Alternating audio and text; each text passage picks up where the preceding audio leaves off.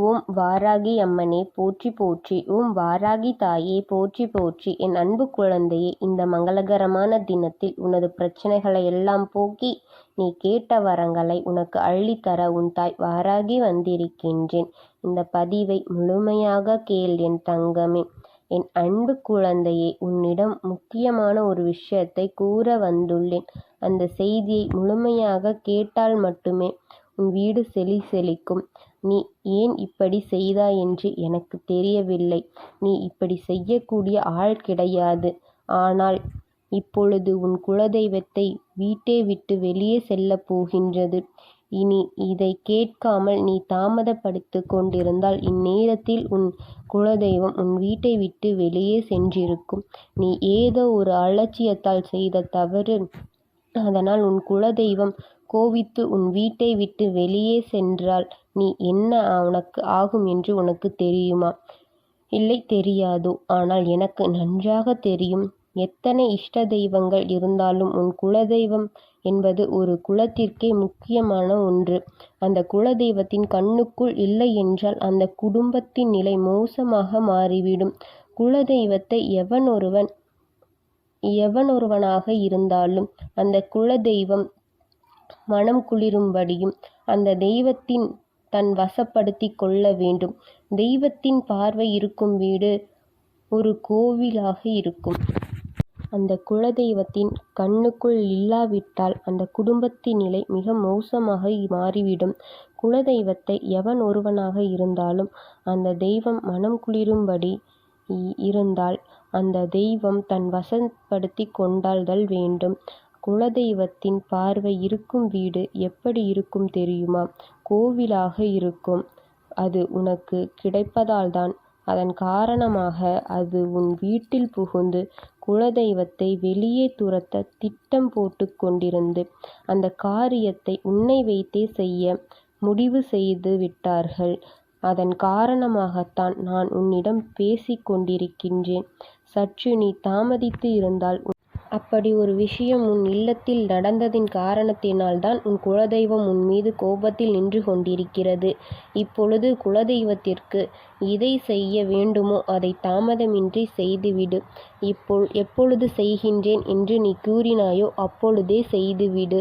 இல்லை என்றால் குலதெய்வம் வந்து உன்னிடம் ஏதாவது அதை செய் இதை செய் என்று கேட்டிருக்கிறதா? நீயேதானே சென்று உன் குலதெய்வத்தின் முன் நின்று நான் இதை செய்கின்றேன் என்று வேண்டினாய்.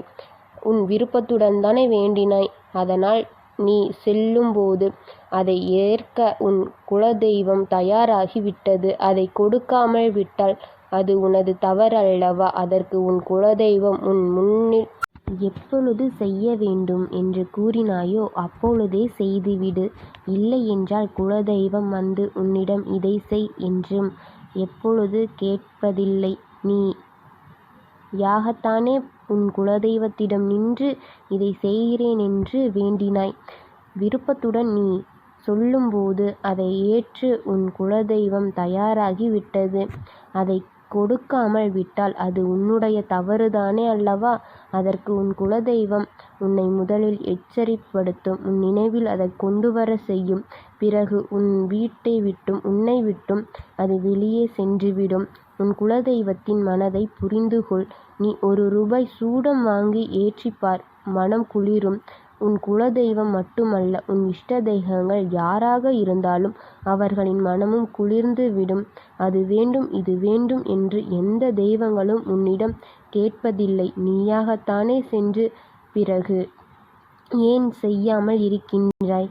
நீ செய்யாமல் இருப்பதால் தானே தெய்வங்களின் கோபங்களை பெற்று கொள்கின்றாய். இனிமேலாவது தெய்வங்களிடம் வேண்டும் பொழுது கவனமாகவும் மனம் மறந்துவிடாத அளவிற்கும் பயபக்தியுடனும் மன உறுதியாகவும் வேண்டிக்கொள்.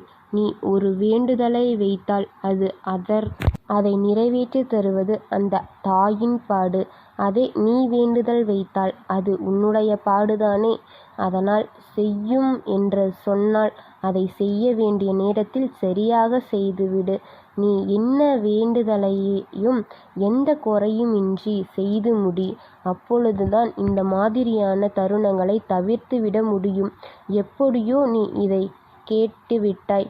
உன் தெய்வத்திடம் நான் பேசி உன் வீட்டில் அமர நான் செய்கின்றேன். அதற்கு நான் உறுதுணையாக இருப்பேன். நீ இதை அலட்சியப்படுத்தி இருந்தால் நான் உன்னையும் அலட்சியமாக விட்டிருப்பேன்.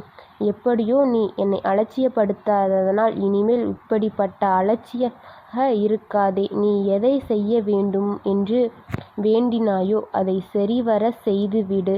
எத்தனை தடைகள் வந்தாலும் அதையெல்லாம் துடைத்துவிட்டு நீ சென்றுவிடு.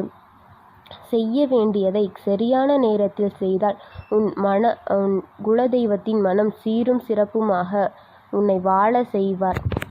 அப்பொழுதுதானே உன்னை சீரும் சிறப்புமாக உன் குலதெய்வம் பார்த்து கொள்ளும். அப்பொழுது உன் குலதெய்வத்தை நான் தடுத்து அமர செய்து விட்டேன். உன் வீட்டை விட்டு உன் குலதெய்வம் இனி போக நினைக்காது. ஆனால் நீ இனிமேல் இந்த தவறை மீண்டும் செய்ய நினைக்காதே. இனி எதற்காகவும் கவலைப்படாதே. நீ தெரியாமல் செய்த தவறை நான் அறிந்ததால் மட்டும்தான் உனக்கு துணையாக நான் இருக்கின்றேன். இனி இப்படி நடக்காமல் நீ பார்த்துக்கொள். எல்லோருக்கும் நல்லதே நினைக்கும் உனக்கு நல்லதை மட்டும் நடத்தி தரப்போகின்றேன். ஓம் வாராகி அம்மனே போற்றி போற்றி. ஓம் வாராகி தாயே போற்றி போற்றி.